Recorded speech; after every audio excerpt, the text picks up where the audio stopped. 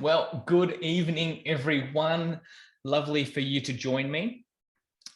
My name is James, and I'm going to be getting super excited and passionate about Windows for you today.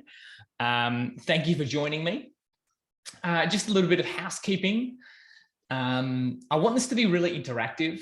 I want this to be a conversational sort of presentation. So please feel free to talk to me.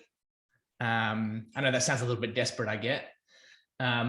Please, in the chat box, talk to me, send me some jokes. You know, I've got no concerns around that, right? I'll be monitoring that as we're sort of going along.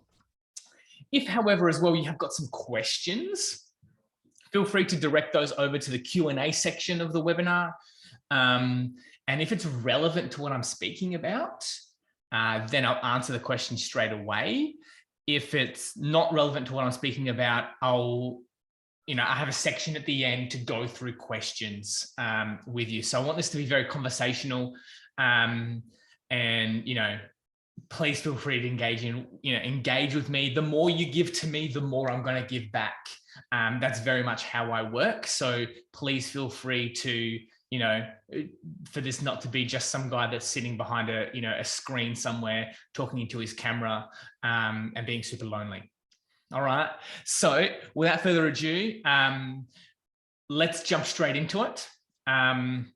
So you should be able to see my screen, the 5 biggest mistakes killing your new build, but this is really relevant for, people that are doing renovations as well. But I will say it's got a really heavy focus around windows and doors, and you'll see why, right?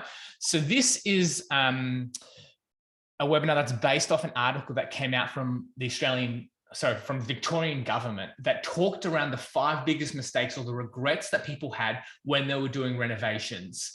And I'm going to cover that quickly because obviously we want to get to what we're going on. So issue number 1 happened to be, right, inadequate insulation, which I found really interesting, right? And that would have to do things, with like the walls and the ceiling and the roof, but that also, has to do with our windows and doors, right? Not having enough insulation is something that most people actually, had concerns around.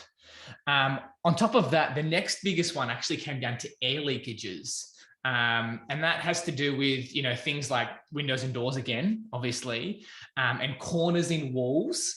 And if we look at this picture that actually came out from another government source, it talks around houses and obviously in summertime and wintertime and how much air leaks in those houses, right? So in the summertime, we're gaining anywhere from 5 to 25% of heat inside of our houses purely from air leaks alone. And obviously windows and doors play a part in those air leaks. And in the wintertime, 15 to 25% of our heat just escapes outside of air leaks in our homes. So very interesting facts. The third biggest mistake or the biggest regret that most people had when they were renovating or building came down to poor lighting, right? And that had to do with, the amount of lights that they had, the location of lights, but then also things to do with like natural light and not having enough of it. Not having skylights in, and also then incorporating the size of windows and doors in there, right? And number 4, this is actually my favorite one. The biggest mistake that people had, or the biggest regret that they had, was that they didn't choose double glazing. Interesting. And then number 5 came down to poor design, and that had to do with the floor plan, again, window design, orientation, but then, had also to do with size of, rooms and cupboard space and all of that other space or other things involved. But I find it really interesting because literally 5 out of 5 of the biggest mistakes or the regrets that people had when they were doing a renovation or a build, 5 out of 5 of them related in some way down to windows and doors, right? And I'm literally blown away by this. It's like, to me, it's ludicrous. So I personally don't think that windows and doors are talked about enough. Right? So, remember how I said that we're going to be interactive? This is a chance for you to be interactive and tell me that I'm not alone and that there are actually people that are listening to me. I've got a picture up on the screen in the chat box, can you let me know what this is a picture of? Okay, I do want some audience input. It's no trick question here, but if you could let me know what this is a picture of. Tina's saying it's a picture of a boot. And you are 100% correct, Tina. Mike as well. A boot, thank you for jumping in and being involved. You're absolutely correct, right? But look at what happens as soon as I add some circles and some circles and arches to it. Suddenly, this boot has now transformed into a house that looks like a boot. Right? And I find that really interesting, right? And so I really want to start asking the question, what makes a house a house? Is it the white picket fence? Is it the roof structure? Is it the driveway and the lawn? Or is there something else that we need to be considering? And that is potentially some high-performing windows and doors, right? In order to make a house a house. So what are we going to cover today? Well, we're going to cover things, obviously the biggest, regrets that people have. We've obviously just covered those. We're going to talk around why it's important to talk around windows and doors. And we've already started on that. We're going to talk around some of the, the difference in the jargon terms that are out there: single glazing, double glazing, secondary glazing, triple glazing, all of these wonderful things. We're going to talk around high performance windows and what a high performance window is and the importance of those. We're obviously then going to look at the benefits that, high performing windows have to you. And then I'm going to obviously open it up and answer some questions for you, but please feel free to ask questions along the way in the Q&A section. So a little bit about us. We are a South Australian owned and operated company. We do business locally and nationally and also internationally, and have no concerns and be able to obviously service anyone, obviously almost anywhere in the world, which is pretty great. And all of those profits stay right here in Australia, which I think is really cool. Our sole focus that we're in business is actually to create comfort for our customers. I'll tell you that I don't get passionate about windows and doors. That's not what I get excited about. I get excited by what those windows and doors can do for you and how they actually change people's lives by making it more comfortable, making it more quieter, and also then, saving in heating and cooling costs as well. So I personally have been in the industry for actually close to 10 years now. I've had extensive training in Europe. I've, hold a supervisor's license as well. And what I think is really cool as an organization, we've only been around for close to, I think, going on about 8 years as a company. And in that 8 years, we've won the top 3 window rate, we're one of the top 3 window suppliers in Adelaide for 7 years in a row, which I think is just super, super great. A little bit about our manufacturing is award-winning, capacity of being able to produce 7,000 windows a day, really wide range of choice and flexibility around that as well. So let's jump straight into it. One of my biggest pet peeves is that I don't think that we build houses good enough. The BCC, the Australian standards come out and they say, look, this is the building code and we expect people to sort of fit within this standard. But I will say as well that the legislation does then dictate that it sort of depends as well on the state. And most states will have a 6-star energy rating that each house needs to comply with. And there has actually already been drafts now to increase that 6 stars to now 7 stars, which is fantastic for the industry. But the problem that we have and that we face right now is that if we're building a house right now, that theoretically in a year or 2 years' time, when that standard becomes now 7 stars as opposed to 6, that house then becomes obsolete. And obsolete in the term that it's not as energy efficient as it should be straight away. And I find it really interesting that we would not make long-term decisions for our houses. People are building houses, and living in them, taking mortgage outs for them for, 30 odd years. And to think that within a year's time or 2 years' time, it's not at the standard that all houses should be at. And I find that really, really interesting. I feel like here in Australia, our houses are very much glorified tents, to the point where you actually get less bugs in a tent. And that says something. I get bugs in my house all the time, purely from gaps inside of my house. I've got great windows, but the rest of the house is very leaky. So I really feel like there's a lot to consider. But as you can see, the biggest sort of pitfalls really come down to the windows and doors. And that's why, I do hear quite frequently when I speak to people, look, we don't need double glazing here in Australia. We don't need good windows because we don't live in Siberia. And I find, I love when people tell me this, and I would say this probably happens to me at least once a week, where, people would say this, and I was like, oh, that's really interesting that you would say that. Can I ask, do you have insulation in your roof and in your walls? And most people would say, oh yeah, I've got insulation in my ceiling and my walls. I was like, oh, that's interesting. You don't need insulation in your ceiling and in your walls because we don't live in Siberia. We live here in Australia. You don't need that here. And, as soon as you make a comment like that, people get very defensive. And I'm not sure if some of you started triggering a little bit as well as I made that comment, right? But people get defensive. They arc themselves back. And they're like, no, it is really important for us to have insulation inside of our houses because it gets really hot here in Australia, right? And it also gets really cold. And I was like, that's interesting because that's all double glazing is. That's all good windows are. Added insulation inside of your windows and your windows installed inside of your walls. And it's not until you start framing the conversation like this and changing the way that people think that they actually start catching on. Because I can tell you, right? I can tell you that we all subconsciously get it, right?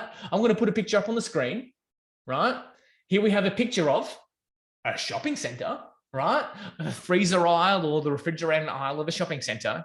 And we all understand the importance of closing a fridge door, right? We all get it. I feel like that's all I say whenever I'm in my kitchen and my children are around. Close the fridge door, right? Because we all get that the longer the door is open, right, the more energy is needed to keep it cool, or alternatively, it's actually going to spoil the food in there because the compressor and the cooling won't cool it enough. And I find it really quite interesting because we all get it. We've been dealing with fridges for forever, right? And we all understand as soon as the fridge isn't working as well as it should, the first thing we do is change the seals over, right? And I find it really interesting that we get it. Right? To the point where if you go to the supermarket, obviously all the doors, all the freezer doors and the fridge doors are glass doors because us as humans, we can't make decisions for ourselves, right? It takes a long time for us to make a decision. And so can you imagine if they weren't glass, right? If these weren't glass windows or like glass doors, we would be literally opening up every single door. They might as well just leave it open the whole time, all right? So because we can't make decisions quickly, we need to look at what we want. Oh, do I want ice cream? And what type of ice cream? Is it vanilla or Neapolitan? I don't know, right? And so by making them glass, we can see what we want, keep the door closed for longer, right? But most of the time, these are double glazed, if not triple glazed glass doors. And yet we put them in our fridges to keep our ice cream frozen, to keep our beers cold, but we won't put them in our own houses. Like, I don't get it. I don't get it, right? So hopefully I've already been getting you to start thinking around the importance of high performing windows or better performing windows than we currently have, right? We're talking around added insulation. We're talking around, with added insulation comes better sound reduction, reduces, drafts in our house as well, right? We're talking around lowering the need for heating and cooling, right? But also then having a house that's more secure and worth more, which I think is really great. But ultimately, if we're looking at literally nothing else, the one thing that we should absolutely be considering is the cost of electricity and what it costs us to ultimately live. And here, if I show up an example of the wholesale cost of electricity over the last, 10 years or so, it's pretty definitive which way the graph is going, right? And I know our governments are looking at ways of, us, being a little bit more sustainable around our energy, and paying less for it and stuff. And that's great. But ultimately, that infrastructure costs money. So we actually have to pay for that before we start getting the reward. And I just find it quite interesting, right? But if we ignore everything else and just electricity, excluding, right, noise reduction, added comfort, and, added security, right? To me, there's definitely benefit for us reducing our energy bills as well. So let's then jump into some of the terms used in the industry, right? So single glazed windows are fairly self-explanatory. One single panel of glass inside of a window frame. There you go. Thank you very much, right? In order to have what is considered a double glazed window, we need 2 panels of glass separated by a gap in one frame, okay? And here, if I jump out, I have a cross-section diagram, one I've prepared earlier, okay? Where we can see one window frame, okay? We can see 2 panels of glass separated by a gap, but still all within the same frame, okay?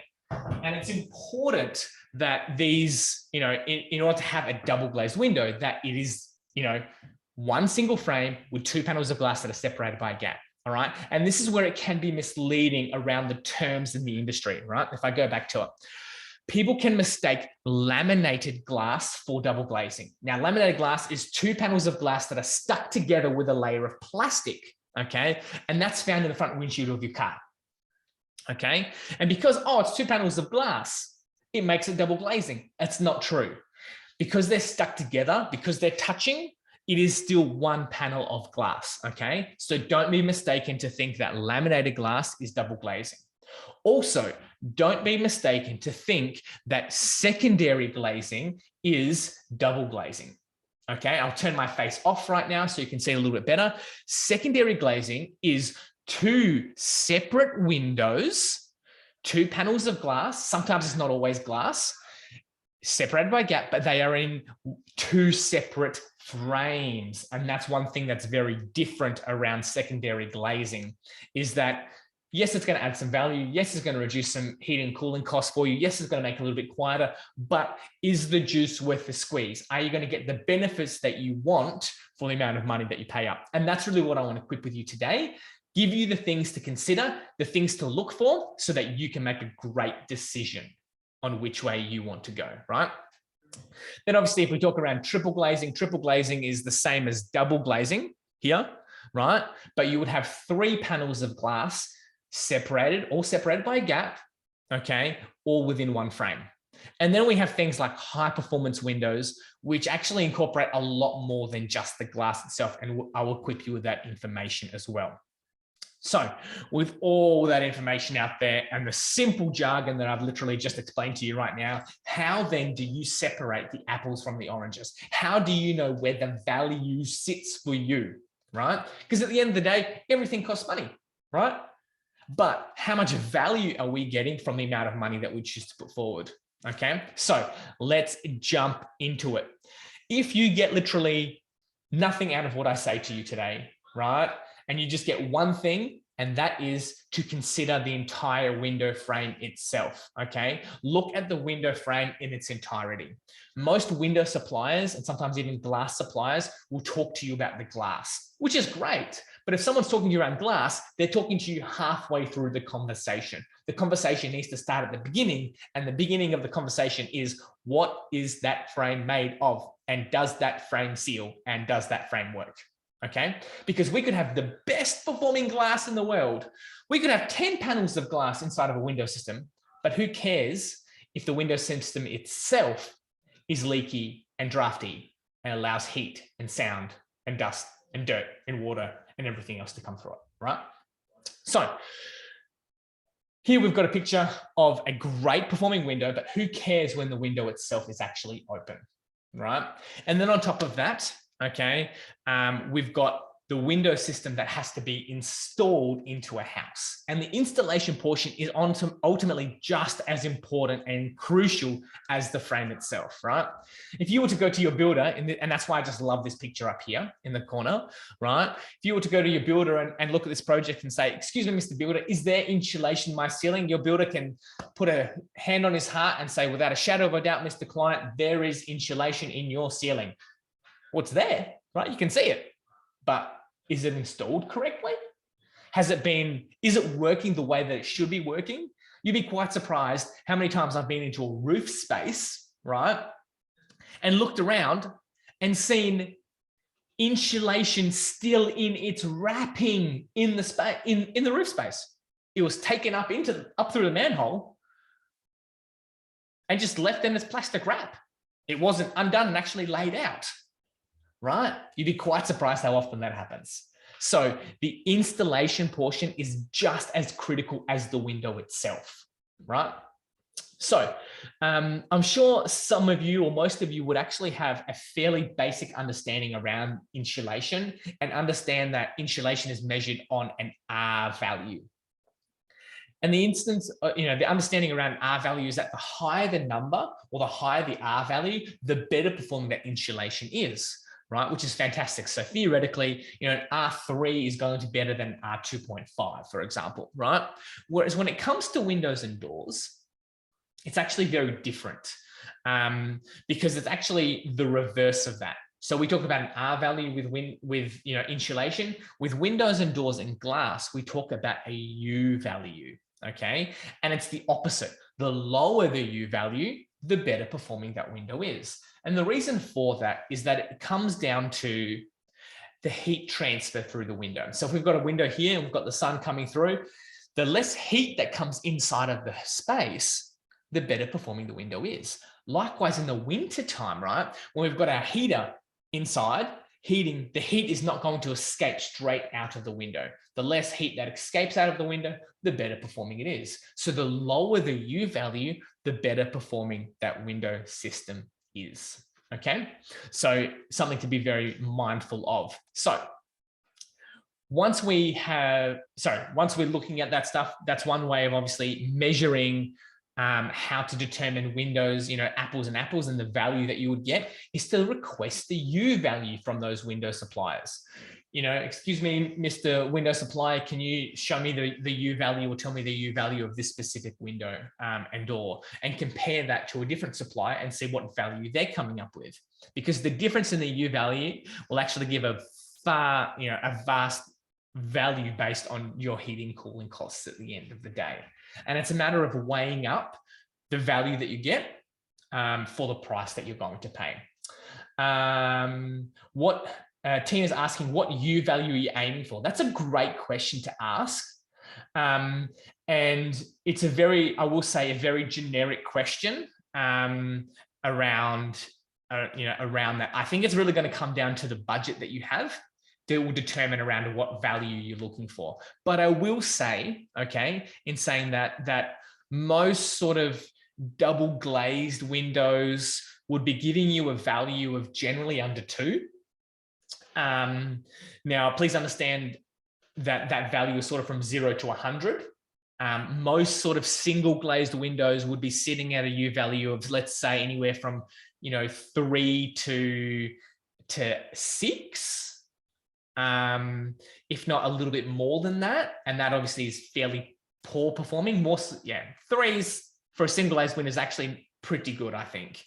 But if you can find values under 2, that would be definitely advantageous, because it is quite difficult to get under 2, but obviously understanding that with that is going to come a price point between certain companies as well. So great question. Thank you for that. So to me, I will also say that a lot of the U values that you will get, you need to determine if that is just for the window or whether that is for the glass itself. And I'm seeing Mike's asking questions here. Window choice, is there an optimization to do around the weakest link in the whole house insulation? Optimizations to do around, well, I would actually always say that windows are actually always the weakest link inside of a house. So if you're looking at doing insulation, I will actually say, right, if you're looking at renovating a house and making it a little bit more energy efficient, the very first thing you would want to do is make sure that your roof space is insulated. If there is some insulation inside of your roof space, right, then the next thing is obviously your walls, and your windows are incorporated into your walls, right? So most of the time, most people actually do have insulation in their ceilings. So generally, the weakest point of a house usually comes down to the windows. But if you're talking around the style of window choice, hopefully I can equip you with that soon, right? So coming back to our point, ceiling windows. Windows that are airtight and draft proof and watertight are actually very difficult to do. You'd be surprised how little, windows on the market actually seal properly. And that's one thing that I really want you to look for when you're looking at any window systems. Tina's asking how are windows installed so they seal against the existing brick, solid brick, and bluestone house.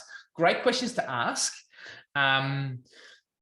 Ultimately, we want to make sure that the windows, they can be sealed quite easily with some weatherproofing tape or even some silicone, but the silicone's not a great insulator, right? It's really easy to waterproof them, very difficult to seal them and insulate them properly. So I would absolutely be looking at potentially some expandable foam around the windows to really fill up that cavity between the window and the brickwork, and also the internal linings of the house, because you could have a great performing window, and if it's installed into a space with large gaps around it that aren't properly insulated, then you're just going to have heat transfer, noise transfer right through that portion. Next question is, do we have installers in Brisbane? If my builder, short answer is we don't have installers in Brisbane, but we can definitely supply your builder with all the information that he needs, or alternatively, we can work something out. I actually, most of the time, I'm the representative to actually fly over to different states and cities and give builders the recommendations and the support, and also then to sign up on the work to say that it's compliant with our standard process. So there's definitely things that we can do to allow for that. Thank you for the questions. I'm loving it. So coming back, we want a window system that seals properly. And that's obviously where we touched a little bit around that, insulation and the proper installation of those windows to make sure that, the window system is sealed properly and airtight, not just around the window, but through the window itself, right? And here we have actually two windows. I'll turn my face off now so you can see. We've got two windows here. Both of these windows are double glazed, right? Both of them high performing, but the difference is one of them only has brush seals and the other one have actually rubber seals. And that's going to make a huge impact on the amount of air, amount of sound, amount of dust, and the amount of heat that transfers through these two windows, right? What does your fridge have, right? Does your fridge have brush seals or does your fridge have rubber seals? It's a pretty simple explanation as to which one is going to be more beneficial in maintaining the temperature in your house, right? So sliding doors and sliding systems are really notorious for air leaks and for not sealing properly, but it's not impossible to make them seal, okay? And I will say that as well. It's difficult, but it's not impossible. So here we've actually got some cross-sectional diagrams of some of the window systems that we have available. And in those square boxes, you can actually see where all the rubber gaskets are. So here, if we look at this window system here, we can see it's a bit of an L shape, right? Where this is the part that actually would fix into the wall, okay? And we can see the rubber seal on the portion that's fixed into the wall. And then we've got the rubber seal on the window that opens, that holds the glass in it, that comes and seals up against it, okay? We're talking around an entry sort of door. We can see there's a threshold on the bottom and the door will seal up against that threshold and also seal up on top of that threshold. And then we've got our sliding system here as well, which is very similar to our door system, our window system, where you can see it's a little bit of an L shape, but it is completely sealed, 100% airtight sliding door, which, like I said, is very difficult to do, but it's not impossible. And most of the time, what you would also notice around window systems that are obviously completely sealed, it really comes down as well to the amount of locks that are on that window system. And here we've got a picture of a window, and in the green dots, we would show where those striker plates or extra locks would actually be incorporated. And the great thing about obviously having multiple points of locking is, firstly, it's a lot more secure, right? But secondly, it actually aids in energy efficiency by reducing any gaps that might be in the frame. And by being more energy efficient as well and reducing those gaps, we're also helping to reduce noise, right? It's literally like a double-edged sword, where by complementing and doing one thing, we're actually complementing and adding to something else, right? Which I think is just super fantastic. Okay. The next thing that obviously we want to talk about, we found a window frame that is sealed. Fantastic. That's the first tick of approval, right? A window system that is sealed. We're being asked here as well, is that the only sliding door track that we have? It's not. There are other ones as well. Due to the difference in floor height, does that mean that you can't have it flush? This one that you actually saw here, yes, correct. This would not be able to be flush. You wouldn't be able to have a seamless transition between this, but you absolutely can with a different system that we have. I don't have the diagrams for that right now, obviously in this presentation, but we do have a fantastic sliding door that can very much be, firstly, completely sealed, but also completely seamless transition between inside and outside. And most people absolutely love it. So short answer is, it depends on the system. But if that's obviously something you're looking towards, great, that can definitely be done. Mike is asking, can you cover UV ratings for external blinds? I sense the external shutters versus, I might come to that question in the questions section at the end. So hold tight to that and I'll answer that question. So coming through it, there's obviously, once we've got a tick of approval for a window system that is sealed, we can then look at what is that window frame now made of, right? Because if we have the same glass in those frames, the frame itself will actually give us different performance values. Aluminium, PVC, timber, combination of timber and aluminium, etc. All of those things will play a part in the frame, will give us end results that are different. Okay, and again, another thing to consider about asking for that U value. Okay, so let's jump in and talk around what I think is the most common window frame system in Australia. Literally 80% of the market, if not 90% of the market, is aluminium, right? Now, I'm not going to talk specifically around conventional aluminium. I'm going to talk around high-performing aluminium. Actually, I want to obviously show you my screen because you can't see that, right? Talk around thermally broken aluminium. And what thermally broken aluminium is technically two layers of aluminium frame that are not coming into contact with each other, right? So what we've actually got is, if we look at this diagram over here, we've got a layer of plastic that separates the outside versus the inside. So we all understand that aluminium is a metal, and being a metal, it's going to absorb temperature, either heat or cool, right? And so, this window system could be sitting in the sun, baking away, absorbing all that heat, and that would give then a release of temperature straight inside. But by having that thermal break, by breaking that up, that heat is not going to transfer straight all the way through, and will make it much higher performing. Now, I'm a huge fan of aluminium frames. Obviously, thermally broken aluminium frames. Conventional aluminium frames, I can't say that I'm a huge fan of, because they're just a poor conductor of, they're a high conductor of temperature, and therefore make it a poor performing window frame. But in saying that, it is lightweight, it is strong, it is durable. You obviously just have to look at the better performing aluminium than just conventional, non-thermally broken aluminium. So these are the windows that we actually used in a 10-star house. So the first 10-star house here in South Australia has these specific windows, our windows in there, triple glazed, thermally broken aluminium windows. And we have a great result, obviously meeting that 10 stars, which is very difficult on the NADA system, but we did it.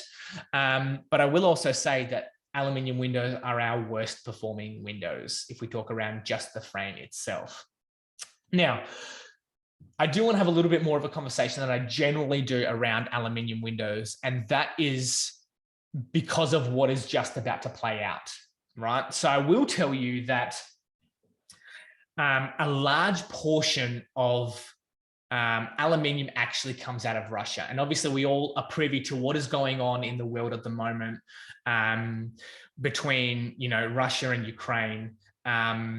And as a result, obviously, the world has pretty much put a sanction across everything that is Russian, which is completely understandable. But what's happening as a result of that is that there are going to be, obviously, a big shortage of aluminium. And as a result of that, the price of aluminium is actually going to go substantially through the roof, is what I see playing out in the next little bit. Now, we obviously are going to look at alternatives. Obviously, Russia is not the only place that comes out with aluminium. And so I do believe that as a global economy, we're going to have to look at other sources and potentially looking at generally Asia for those, for that aluminium supply, which will satisfy it for a little bit. But in saying that, I also don't believe that Asia alone will be able to satisfy the needs of the world when it comes to aluminium. So if you are looking towards aluminium, I would be probably making decisions on that relatively quickly before we see a fairly substantial hike. There is, and if you can imagine, the Australian market at the moment is easily, 90% aluminium. So as an economy, we're really going to have to start looking at some alternatives to aluminium windows, purely because it's not going to become financially viable for us to look after that. Again, this is what I'm seeing play out. It may not play out as drastic as what I'm saying, or it actually might be even worse. But I do think that it's definitely something that as a consumer, you need to be mindful of. So let's move on from aluminium windows, and then let's talk around what I believe is, if you're going to, one of the best performing windows, and if you were going to be a window, you would want to be this window, right? And that is a timber window, right? They're beautiful, they're elegant, they're sustainable, they're natural, they're biodegradable, they're literally fantastic, right? They're great for domestic properties and commercial applications. Being asked, what's the BAL rating? Are you asking for BAL ratings of the timber frames? Because if you're asking around timber frames, then it's actually very interesting, because you can actually have a higher rated timber frame in a higher BAL rating than what you can a PVC window, which is very interesting. But I will also say that that BAL rating depends on the type of timber window. And short answer is, if you put some fireproof shutters, you can literally put whatever you want. But that's a very interesting question, and it's a little bit harder to state straight up front around what it's going to comply with, because there's a lot of regulation around it, sort of a lot of sub points to it. So yes, it can go quite high. Timber frames can go quite high in a BAL rating, but obviously, in fire zone areas, you would probably opt to have something that doesn't burn, is really what I think. So yeah, as you can imagine, with timber windows, they need to be looked after, they need to be maintained. Right, and this is where we get the most amount of wood rot, right here, where water pools. And so we've obviously had that reinforced to limit the amount of water that goes on it, and therefore extend its longevity. Now, I'm not saying that our windows are maintenance proof. They're not in our timber range, but they are definitely, definitely have less maintenance than most conventional timber windows. So there's definitely that. And our timber windows only come in pine and Meranti. So we don't have a huge range of different timbers. But we can generally satisfy like a great performing, frame. Okay, the next thing that I want to talk about, the next type of window frame, is what I think is relatively new to the Australian market, and very much in its infancy stages, and that is PVC windows. I will personally say that generally when I'm having conversations and giving recommendations to clients, the majority of the time, I'm usually recommending PVC. But I will say that there are lots of misconceptions around PVC. Firstly, great performing, great domestic, domestic and commercial applications, great for acoustic and thermal properties. It literally is very much on par with timber in relation to performance, right? But in saying that, it doesn't wear the cost that timber does. And in saying that as well, it doesn't wear the maintenance that timber costs as well, right? So, like I said, there is a lot of misconceptions around PVC where people think that, it'll go brittle, it will break, it might rust or discolor in the sun. And the short answer to that is it will not, provided it has Australian standards, right? And the reason the difference between the two is, there's a difference between PVC and UPVC. In order to ask the question here, what sort of percentage in price premium between UPVC and thermally broken aluminium? Great question to ask. So if we're talking around the price difference between the two, aluminium, thermally broken aluminium is obviously going to become more expensive than PVC. And again, it doesn't work as well. And it's difficult for me to state what it's like across the industry because different companies will have different pricing, different sources of product, things like that. But from our point of view, if we look at, our thermally broken aluminium versus our PVC from us as a supplier, it does depend on the window style. But we could be talking, I will say, anywhere from, a 50% increase in cost, anywhere up to sometimes 200%. It's vastly different. And like I said, it doesn't perform as well. So to me, it depends on the application. And most of the time, PVC is a fantastic alternative to aluminium, especially if we're talking around there being a huge price rise in aluminium frames regardless, right? So coming back to it, I will say, there was a question around BAL ratings. PVC is rated to BAL 29 based on the Australian standards. There are some companies that say that you can have, PVC rated to about 40, and I'm still yet to see documentation on that because the Australian standards themselves. Tina's asking what's a BAL rating. It stands for a bushfire attack level. Okay, if you can see that down here, and that it relates back to obviously in certain areas you're more susceptible to fire than other places, and it's a sort of a risk value. It's a really weird rating. It goes from 0 to 12.5 to 19 to 29 to 40 to FZ. Like to me, it's like tennis. It don't understand the numbers. Why does it go from 0 to 15 to 40, and then it's just weird numbers, but it is the way that it is, right? So talking around, so the question's coming back around the cost effectiveness. Yeah, anywhere from 50 to 200%, premium cost compared to PVC. Absolutely. That's again, it's going to depend on the system, going to depend on the color choice. There's lots of variables involved, but it is ultimately an increase in cost for a product that doesn't perform as well. Like I said, misconceptions around PVC. Lots of people can also be concerned around the toxins that come off these window frames. And ultimately, you do not need to be concerned by that because it's very similar to that of the chemical composition that goes into mouth guards, right?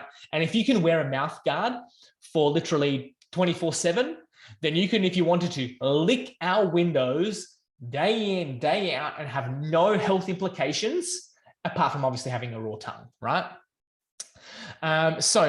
Again, why I'm a huge fan of around PVC is that it's the best value for money, and there's lots of design applications and there's lots of design flexibility. We can make circles and triangles and hexagons, right?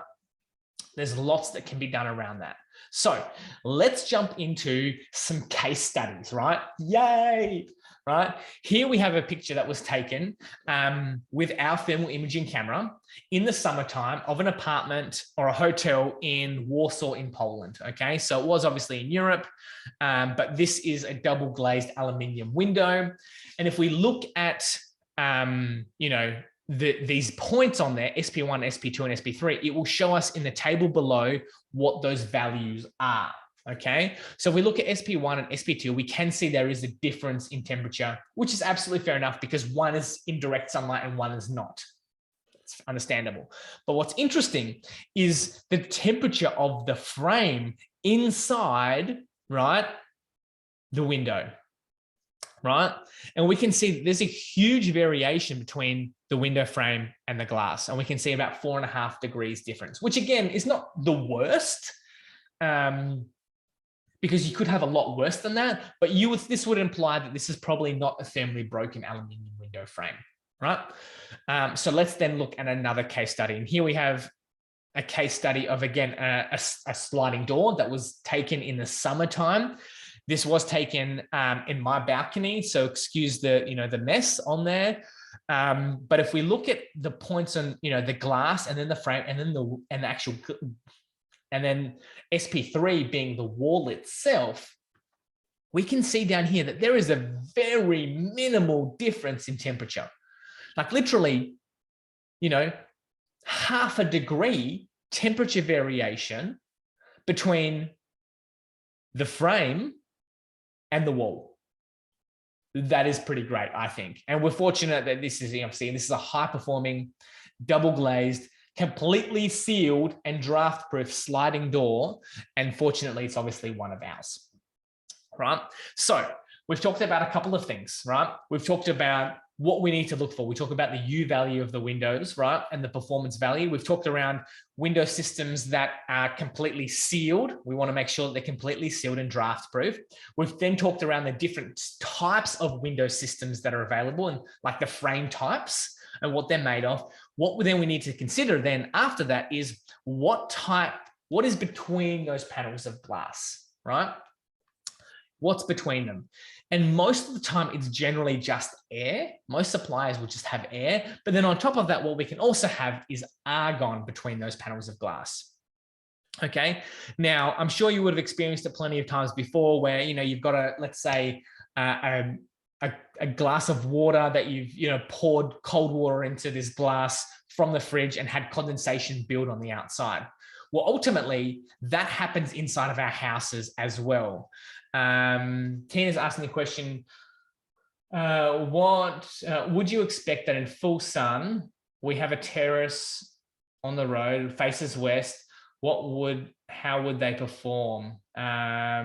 Would we need to install external shade? That's a great question. The windows you showed was in shade. Oh, okay, great question. So it was obviously on a balcony. That's absolutely fair enough. Being in direct sunlight is going to play a part in the end result, but it will also play a part in ambient, you know, temperature. Okay, so windows that face west, for example, if there is no shading, generally I'm recommending, you know, we upgrade the glass so we get a little bit better performance. But ultimately, the more shade that we have, the better performing it's going to be as well. But in saying that, shade only stops direct sunlight, right? It doesn't actually stop radiant heat. So if it's 40 odd degrees outside, you're not always going to, the shade is not always going to substantially reduce that temperature just outside of the window. So we still need to have a high performing window regardless of it being shaded or not. But great pickup. I love the attention to detail. And happy to cover that a little bit more a little bit later on if that hasn't satisfied your answer. So talking around that, coming back to, well, the spacing between those two panels of glass. And like I said, you know, getting condensation, it's a very big problem, especially for those that live in the hills. And especially in the winter time, I see hundreds of houses that have some serious mold issues inside, specifically in their bedrooms, from poor performing windows. And, you know, mold is a really big thing when it comes to, you know, our health. And we're usually spending, let's say, you know, 10 to 12 hours or 8 to 10 hours inside of our bedrooms. And they're the places that are actually hurting us the most, because that's where it's growing mold. So by having condensation build up, obviously we should have less condensation, if not completely eliminated our condensation inside of our houses with some high performing windows. But ultimately as well, we want to make sure we don't get any condensation between those panels of glass, because we'll just never be able to clean it. It won't be a health implication, but we won't be able to clean it, and it's just going to look yuck. So the upgrade from obviously just having standard air inside of those two panels of glass is to then upgrade it to argon. Okay, and argon's fantastic because it will generally eliminate the risk of condensation between those two panels of glass. Okay, but it will also aid in making the window more energy efficient, because argon is denser than air. It will actually give a better performance value because it will stop and minimize the amount of heat transfer through that argon spacing. And then a great thing as well is argon will actually help to reduce noise. It's not going to make a huge difference, but sound cannot travel as quickly through argon as what it can through oxygen. Okay, and then upgrading from argon, we have then krypton. So if you were, you know, if you were Lex Luthor and you wanted to stop Superman dead in his tracks, you would you would put him inside of an argon, a krypton gas, glass box. That's what I would be recommending for any of those villains out there, right? So talking around that, we would then, I think it's really important for us to then consider a specific type of glass. And there is one type of glass out in the industry that I think is the best kept secret of double glazing. It's not talked about enough. And it is so great that one single pane of this layer of glass can outperform two panels of glass in a double glazed system, right? Let me repeat that again. One single panel of this layer of glass can outperform two layers of glass inside of a double glazed system, right? So at the end of the day, why would I buy double glazed windows when I can get better performance, better U values from single glazing with this one special panel of glass, right? And you might be thinking, oh, tell me about it, tell me about it. It has lots of different names, right? It's got names like smart glass or comfort glass, but ultimately it is a low E glass, right? A layer of glass that it stands for low emissivity, and it's a coating on the glass that helps it to reflect heat. So it works very much like a thermos, as you can imagine. If you were to put hot water to thermos, it will stay hotter for longer. Likewise, you put cold water to that thermos, it will stay cooler for longer. And that's really what it's going to do to your house as well. Okay, so in understanding a little bit about how it works, we do, if we give the illustration of how light is traveling, obviously in the summertime, we need to understand how light travels. And light travels in three forms. It travels in infrared. That's the heat that we feel. So when we're standing outside and we feel the heat on our skin, that's from infrared, right? It travels in visible light. That's obviously the stuff that we can see. And it travels in UV, and that's the harmful stuff. That's the stuff that gets into our cells and breaks it down, causes skin cancers. It also is the thing that, damages our floors and our curtains and whatever else, right? So this layer of glass with this coating on it, with this low E coating, will help to reflect a lot of that heat. Now, I'm obviously giving the example here of it being in the summertime, but it works the same in the winter, where it will reflect heat back into the room and stop it escaping out of the room. Okay, so really important around performance and maintaining that temperature inside. But you might be thinking, it's like, James, that actually sounds very much like tinting. Does it work the same as tinting? And the short answer is yes, it does, right?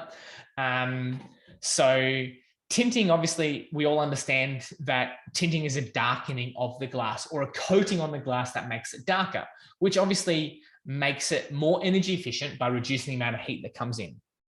And the way that it works is, if you can understand, light is traveling in lots of different directions. It travels, vertically, and it travels horizontally, for example. And by putting on a tinting similar to our glasses, we have sunglasses. It's a polarization. What we're doing is stopping specific light forms coming in. So let's say, for example, it might be the horizontal wavelengths. They're literally being stopped dead in their tracks, and they're not coming into the space, right? So by stopping them, we're stopping that heat coming in. Mike is asking, is it also used in double pane? Yes, low-E glass and also tinting can very much be used in double glazed window systems. I will always recommend low-E glass, and I'll touch on that just about now. So by tinting the glass, we're obviously restricting the amount of light that comes in, which is not a problem in the summertime, but it is a problem in the wintertime, right? In the wintertime, we have very little sun. And as a result of having very little sun, we would need to theoretically turn our lights on if we have tinted windows just to get some light inside the house. So if you're considering tinting or low-E, always pick low-E, because low-E will not restrict the amount of light that comes in. And then if you're thinking around having low-E and not having low-E, always pick low-E, right? It's going to add a substantial amount of value to you by that level of energy efficiency and that, that saving on your heating and cooling, right? Always pick low-E. The fantastic thing from our point of view as a company, we actually offer it as standard. If you don't want it, we'll say, great, no problem. The price is still the same, because that first layer of low-E is always free from our point of view. It's not for most companies. It's usually have to ask for it. They won't even tell you about it in most situations, which I find really frustrating. That's why I say it's the best kept secret of double glazing, because for whatever reason, people don't talk about it. Always pick low-E. Always pick low-E. Even if you're not going to go double glazing, make sure it's low-E glass, right? Short answer. So we've talked around a couple of different things. The next thing to consider, I think, is, let's move my slide, is to consider potentially upgrading the windows to triple glazing from double, right? Now that's all well and good, but to me, everything has to be a value proposition, where, how much extra value do I get for the cost that it was or that it is, right? And so for me, if we look at our standard double glazing and we compare that with our, triple glazed window systems, we're looking at around a 30% increase in performance, right? So theoretically, a 30% reduction in heating and cooling costs on top of what we would have, from the double. Okay, great. So 30% better performance, fantastic. But how much does that cost? Well, generally anywhere from 10 to 15%. So theoretically, let's just assume it's 15%. Right? For 15% extra, I can actually get 30% better performance, which means I'm going to save more money longer term, and that is going to, pay itself back substantially faster than double glazed windows, right? So, and the great thing about that as well is that generally it comes with 2 panes of low-E glass, so substantially better performing, and it can actually be put in the same window system. So you could prioritize, let's say, the western-facing windows like Tina has, for example, and opt to have them triple glazed, but the rest of the windows only double. So we can mix and match, and people will not even tell the difference between the look. Okay, so let's then look and recap some of the benefits that high performance windows would have, right? And the biggest thing that we've talked around is obviously the reduction in heating and cooling costs. And if we were to look at it as an example, we're looking at around an 80% reduction in the heating and cooling of a space if we compare a single glazed window, okay, versus a high performing double glazed window. Okay, there's around an 80% difference. It's obviously going to vary depending on the style in each of them, but if we look at it as a broad term, okay, we would say that you would need 80% less energy to maintain the temperature in that room. Now, caveat on that, we have our windows installed into, houses that have no heating and cooling whatsoever. So theoretically, we could say, we could save 100% of your heating and cooling costs, but we're not saying that here, right? We're just looking at statistical data and saying to maintain the temperature in that room would require a specific amount of energy, right? And if you compare the two, it's around an 80% reduction in that energy needing, right? But on top of that, it's also going to, like we've mentioned, be quieter, right? So we can have better sleep, right? Or alternatively, it can be the opposite, where we can potentially play our drums until 10 o'clock at night and not impact our neighbors, right? So it's reciprocal. We're talking about a house that's now safer because there's now 2 panels of glass with generally multiple points of locking, right? A house that's now worth more because it's more comfortable, right? And I think that's absolutely fantastic. So let's look at a case study around what we might potentially save, right? So here we have an example. Obviously, we've looked at around 80% reduction in heating and cooling costs. Here in South Australia, 38% of our heating and cooling, our energy bills, if that's 100%, 38% of that is our heating and cooling costs, right?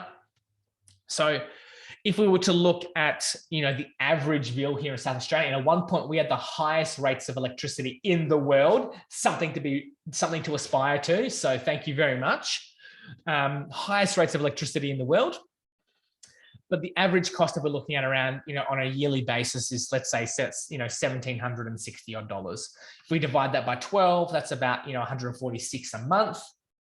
Then understanding that, 38% of that works out to be about $55. So that portion, that $55.70 is that portion on a monthly basis of our heating and cooling costs, right? And if we can save 80% of that, we can save about $44 a month. Fantastic. James, sign me up. Thank you very much. I'm convinced, right? It's, $44, that's one outing to McDonald's with my children, right? If I'm lucky, right? But what I find really quite interesting is most of the time, we're building or we're renovating, we generally are taking out some money from the bank, right? And a lot of the time, if we say building a brand new place, we go to them and say, oh, $20,000 or $30,000 for high performing windows for my house. I can't afford another $30,000. It's like, well, you actually are not having to pay another $30,000 because windows and doors have already been incorporated into the price of your build, into your project, right? So all we need to do is substitute the difference between the two because you have to buy windows anyway, right? We're not saying, buy some bricks or buy some Hebel, which obviously, you could clad your house in lots of different ways, but you have to buy windows anyway, right? So let's look at the difference between the two, right? Let's look at the difference between what's already been allowed for windows and what the difference is to upgrade them to high performing windows, right? And let's just assume that it's just an extra $10,000 to upgrade the windows in your house from pretty average ones to some great performing windows, right?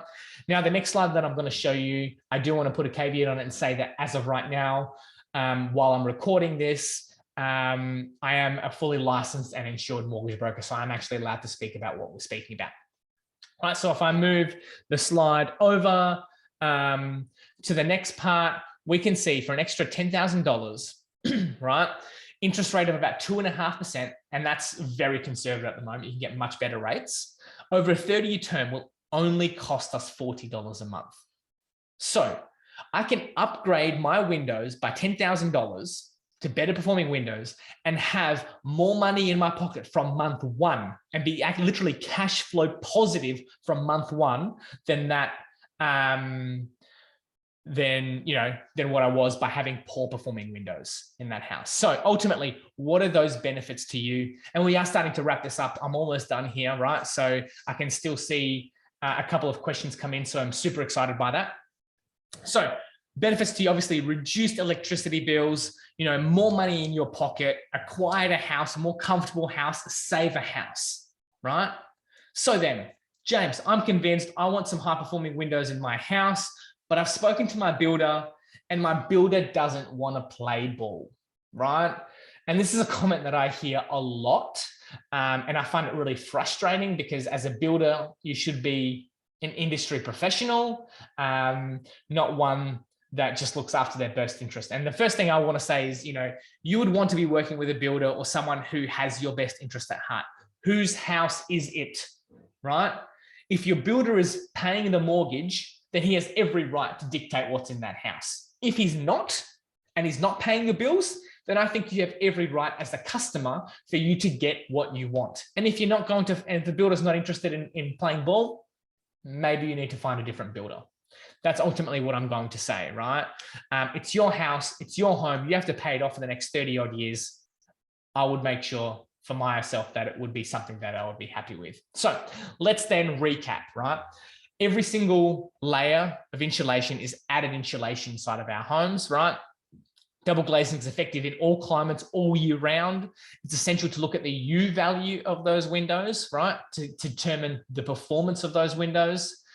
To look at the glass specifications second to the frame selection, right? We want to make sure that the frame itself is airtight and sealed. It has multiple points of locking and it's got rubber gaskets. Okay, we want to look at, a specialized gas in between those panes of glass, and then potentially look at, upgrading it to say triple or low E or whatever else, right? And then to consider the entire window system and not just the glass itself. And then obviously, just like I mentioned, look for a builder or someone that actually has your best interest at heart, rather than someone that is just looking to make a quick buck. So that does wrap up the formal part of my presentation. I do want to thank you for joining me. I just love giving out information. I love, supplying people with information. I do have lots of different resources, on our website, on our YouTube, on our LinkedIn. Please feel free to reach out to us or look at these different resources if you want. But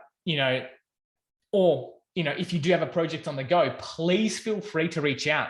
We've got an email address down the bottom here if you want to reach out and have some conversations. Tina's got some questions. I can see some questions coming in. I'm more than happy to answer those. I'm excited to answer some questions for you. But that does wrap up what I have, the formal part of that. So obviously I do want to open it up now to questions. And I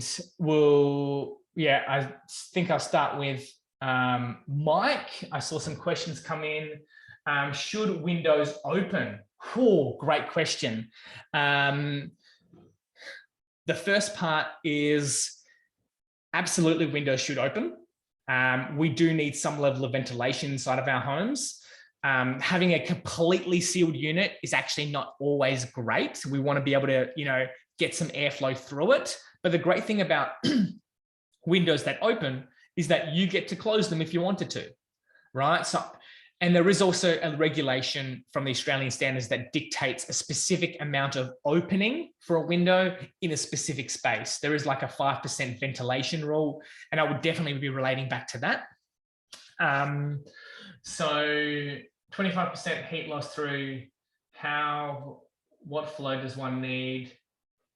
And how does one control the ventilation? So controlling ventilation is a very difficult thing. If you're building a brand new house, I would definitely consider, in the design aspects of some cross ventilation, potentially having some, low openings and high openings so you can circulate that air quite easily. But if you live in an existing home where it's a little bit limited, then you may not have as much flexibility. The easiest thing I think would be to have a project on the go, or have your own stuff on the go that we would then be able to look at and give you some recommendations around what's the best way for you to capitalize on some ventilation, because it is important, right? It is important for us to be able to capitalize on, air transfer, right? It's a good thing for our own health to be breathing in fresh air. But it's also a good thing to transfer of heat if we need to, right? For example, if it's 40 odd degrees for 2 or 3 days or 4 days, and then all of a sudden we have a drop in temperature, why wouldn't we want to capitalize on all that cool coming in? Why wouldn't we capitalize on the heat coming in, but then be able to close it off when we want to as well? Another question here, how does one, e.g., exclude bushfire smoke, stop pollen and peak moments, let in a cool breeze? So ultimately, that's then going to come down to, again, how well those windows seal. It's interesting because we, a little while, had some bushfires a long way away from my house, but the wind literally picked it up, and literally 2 days later after the fires, my whole area was engulfed in smoke. And I was really fortunate that because I had high performing windows, I could limit the amount of smoke that came into my house by literally sealing everything off. And living in a world now, just as you mentioned, right? Talking around having a COVID party and minimizing that, like absolutely, we've been having lots of conversations with even hospitals around infection control. We need to be able to distance ourselves and literally, if we want to, shut ourselves off. But obviously, we still want to have the ability of opening ourselves up when we want to as well. And that's a really big key aspect of high-performing windows is, yes, let's shut off to that, but we also have the option of opening up to that and capitalizing on when we want it. So I would still be leaning towards, high-performing, completely sealed windows in your situation, Mike. And then looking at other, sources of ventilation or even just manual ventilation by opening and closing windows at specific times. Chris has said, $45,000 quote for my PVC windows means $1,000 a month in saving $45 a month. Ouch. Look, I totally get it, Chris. I will say, I'm a realist. To me, everything has to be a values proposition.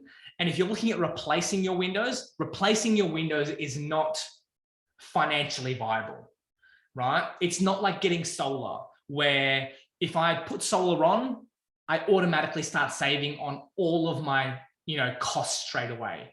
I will tell you that if you are renovating your house and you are doing things to change the existing portion of your house, this is not like the savings that you get are not going to outweigh the cost, correct? But what they are going to give you is intangible things, right?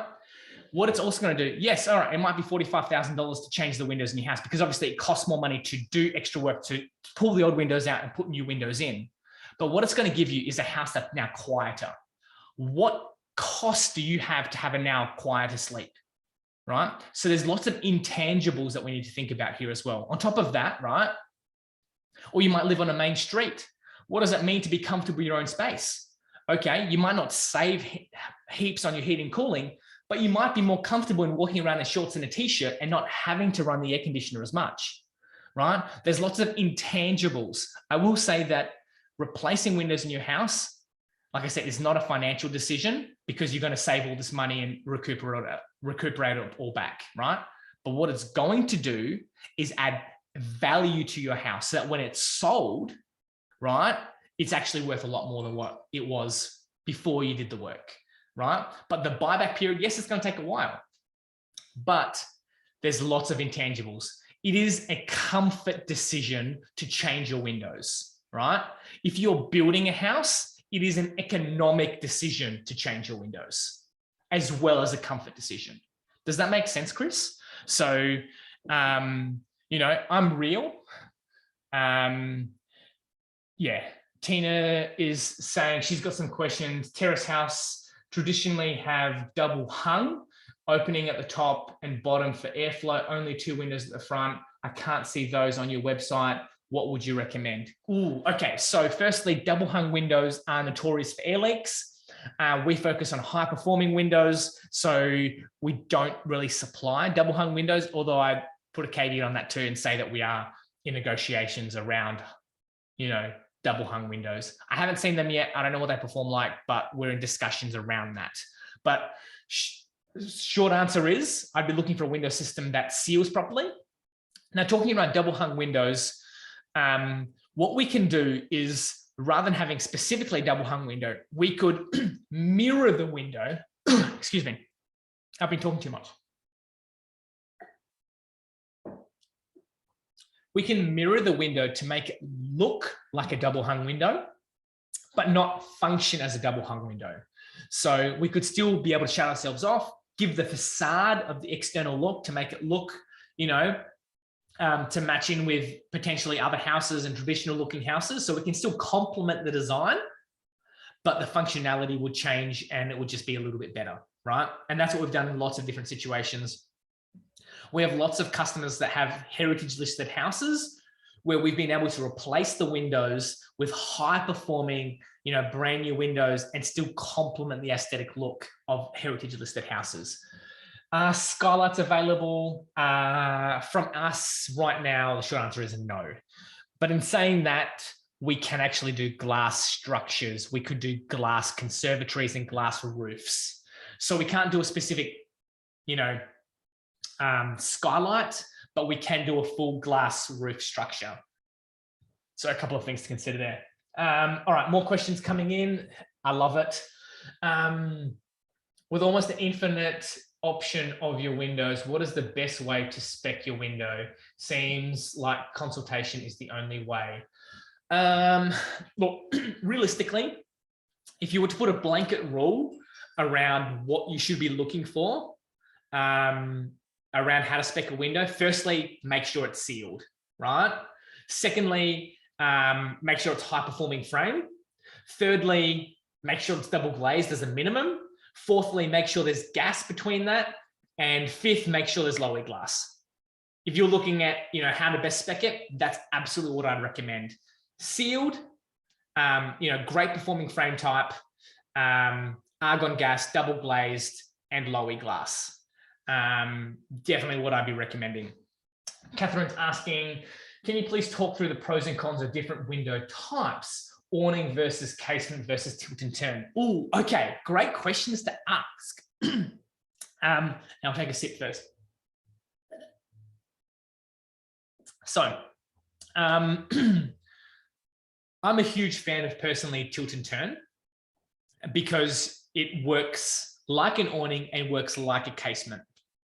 So for those that don't know, an awning window is a window that obviously is hinged at the top, and it's usually got a winder on it, and we sort of push the window out on the outside to get some airflow. Airflow wise, it's super poor to have an awning window because we only get airflow right underneath the window. They might open, let's say 140 millimeters, but airflow wise, right, this is outside, any air that's coming against the window will actually just circulate back out, and we only get airflow underneath. So in order to have great ventilation, that's why I'm a huge fan of tilt windows, right? If we have a window that tilts in, any air that comes across the window will actually follow the window and actually come into the space. So airflow wise, we have more airflow coming from a tilt window than from an awning window, even though they open the same size. Okay, so that's one thing to consider. In relation, obviously, to sliding windows, we can open all the way up, and we can close them, or we can direct them to a specific point, which is great for controlling airflow. But in saying that, very difficult to seal generally. Okay, casement windows are great because, again, we can open them up, we can get full ventilation coming through, but then they potentially might protrude inside of the room, right? Or alternatively, push out from the outside, and again, depends on if we have roller shutters. So there's pros and cons to every single Windows type, and whether it's beneficial to you is really going to depend on your space, I think. Do you have the space inside? I'm personally a huge fan of tilt and turn, like I said, because it is quite minimal. It tilts in from the top, giving great ventilation, and then it obviously seals up really nice. But then when I want to, I can open it up, and yes, it does protrude into my room, but I only really open it up, when I want to really capitalize on an external breeze and really cool my house down really quickly, or when I'm cleaning it, and I very rarely clean it. So hopefully that gives some understanding around that. That looks like that's all the questions that I can see. Is there any other questions that have come up, or ones that I haven't answered? There was some Mike asked some more questions up the top that I haven't asked. Can you cover UV coatings and external blinds? So when it comes to UV coatings, that's usually like a coating generally on PVC. I would assume that's what you're asking for. And you don't obviously have to be concerned around that because the actual window frame, the PVC is UV stabilized. So no concerns around that. External blinds, obviously they're fantastic for, stopping direct sunlight, and you will get, more comfort and better performing, and a higher performing window by stopping the light before it gets to the window, or stopping the heat coming from the window. So that's definitely something to consider. We also do have roller shutters, which we can incorporate into the window. They're super fantastic. So that might be potentially something you might want to look at as well. I sense external shading versus high impact of cost. So yeah, again, it's going to come down to a value proposition. What value are you going to get based on what you have to pay? And I don't have clear-cut numbers around that to be able to give you that information. And the UK recommends thick curtains, which I don't like. I personally agree. I sort of despise curtains. I think they look horrible. I don't know if that's because, you know, it's just me. But they do work. I'm not going to deny that they don't work, because if we've got thick drapes around the windows stopping that heat or that cold coming in, then absolutely it's beneficial. But I would prefer to keep that heat outside and stop all that cold outside, as opposed to letting it come and sort of sit between the drapes and the window itself. I'd prefer it outside the building. So to me, you know, I'd be looking at, again, still high performing windows, and then just some blinds, conventional blinds, just for some look. Personally, that's what I would look towards. So in saying that, I can't say that I can see any more questions that have come up. Thank you so much for joining me. I very much appreciate your time, and thank you for listening to me and asking questions. Again, you know, I get passionate about the result of windows and the comfort and the lifestyle that windows give us. It may not always be an economic decision, but it's definitely a lifestyle decision. And it's important to, again, weigh up what is going to be the best value for you. For me, I love equipping people with information and being really transparent, because I would hope that that's reciprocated to me. And whether we do business or not, so long as you're equipped with the information, you can make a great decision for you. That's all I care about. And that's why I run this. And that's why I give this information for free, because I feel like there's a lot of misunderstandings and also misinformation around the industry. And I would say that the information that I've supplied with you tonight, or right now that you've consumed, you're actually better equipped than most builders and architects right now. I also run lots of webinars for builders and architects, but the majority of builders and architects do not know half of what we've talked about tonight. So I would not be surprised if you're literally trying to educate your builder or your architect or even your friend around what you've learned tonight. But please, you know, again, if you've got questions, if you've got concerns, if you've got a project on the go that you want me to look at or review, I'm more than happy to do that too. Like I said, we can service Australia-wide and also internationally. So we've got no concerns in us being able to give you some great advice and some great product over where you are. So if you do have something on the go, please feel free to reach out. Again, very much appreciate your time. Thank you for joining me tonight. Enjoy the rest of your evening. And you can find me, you know, inside the Facebook group as well. More than happy for you to tag me in questions if you have them. Or if other people have questions, feel free to tag me into those conversations. I'm more than happy to answer whatever questions come up. So lovely for you to join me tonight. Thank you again. Wishing all the best, and hopefully you can make some great decisions in your window choices. All the best. Good night.